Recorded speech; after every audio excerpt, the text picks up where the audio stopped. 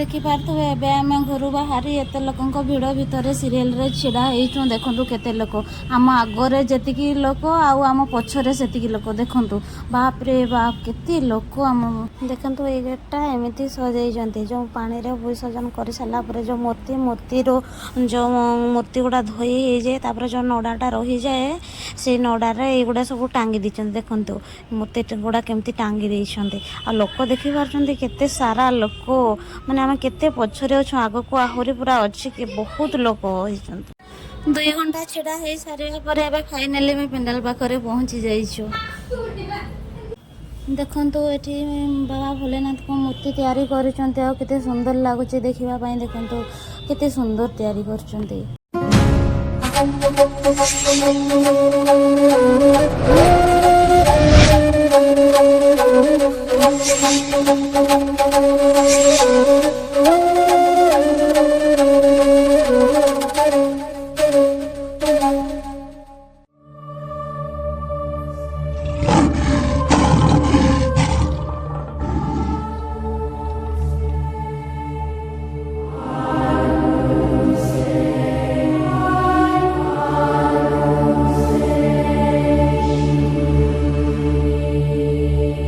ଏଇଠି ଦେଖନ୍ତୁ ମହାପ୍ରଭୁ ଜଗନ୍ନାଥ, ବଳଭଦ୍ର, ସୁଭଦ୍ରାଙ୍କୁ ମୂର୍ତ୍ତି ତିଆରି କରିଛନ୍ତି। ଆଉ ଏଠି କଲିକତାରେ ମହାପ୍ରଭୁ ଜଗନ୍ନାଥଙ୍କୁ ଲୋକମାନେ ବହୁତ ମାନନ୍ତି। ଆଉ ଏଇ ଜାଗାଟିର ନାଁ ହେଉଛି କାଳିଘାଟ ପାଖରେ ଅଗ୍ରଣୀ। ଆଉ ଏଇଟା ଉତ୍ତରପ୍ରଦେଶ କାଶୀ ବିଶ୍ୱନାଥଙ୍କ ମନ୍ଦିର ଯେମିତି ହେଇଛି ଏଠି ସେମିତି ଡେକୋରେସନଟି ତିଆରି କରିଛନ୍ତି। ଯାହା ହଉ ମା ଦୁର୍ଗାଙ୍କ ଆଶୀର୍ବାଦରୁ କଲିକତା ଆସିପାରିଛି, ଆଉ ଏତେ ସୁନ୍ଦର ଡେକୋରେସନ ପୂଜା ଦେଖିପାରୁଛି।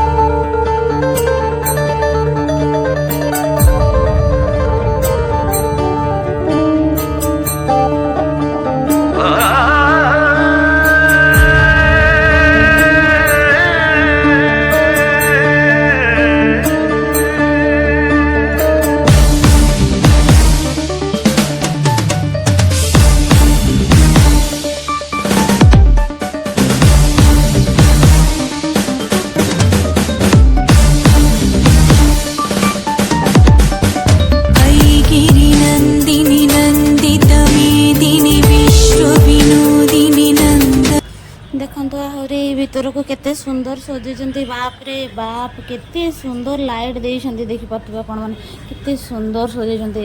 ଆଉ ଲାଇଟ୍ ତ ପୁରା ମସ୍ତ ଦେଖାଯାଉଛି, ଯେମିତିକି ଉତ୍ତରପ୍ରଦେଶ କାଶୀ ବିଶ୍ୱନାଥ ମନ୍ଦିରରେ ଯେମିତି ଆଳତି ଦିଅନ୍ତି ସେଇ ଟାଇପ୍ର ଏଠି ସଜେଇଛନ୍ତି। ଦେଖନ୍ତୁ କେତେ ମସ୍ତ ଲାଗୁଛି। ମୁଁ ତ ଭାବିନଥିଲି କଲିକତାରେ ଏତେ ସୁନ୍ଦର ଦୁର୍ଗା ପୂଜା କରନ୍ତି ବୋଲି। ଶୁଣିଥିଲି ଦୁର୍ଗା ପୂଜା ଫେମସ୍ ବୋଲି, ହେଲେ ଦେଖିନଥିଲି କେବେ ବି, ଆଜି ଦେଖିଲି।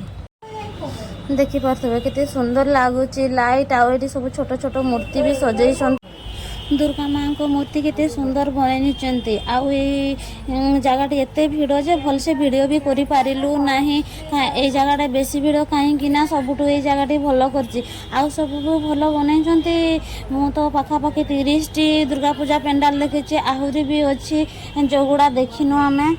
ଆଉ ନେକ୍ସଟ ଭିଡ଼ିଓ ଦେଖିବା ପାଇଁ ମୋର ଚାହୁଁଛନ୍ତି ଯଦି ପ୍ଲିଜ୍ ସବସ୍କ୍ରାଇବ୍ କରିବେ, ଆଉ କମେଣ୍ଟ ମାଧ୍ୟମରେ ଜଣାଇବେ ଭିଡ଼ିଓଟି କେମିତି ଲାଗିଲା।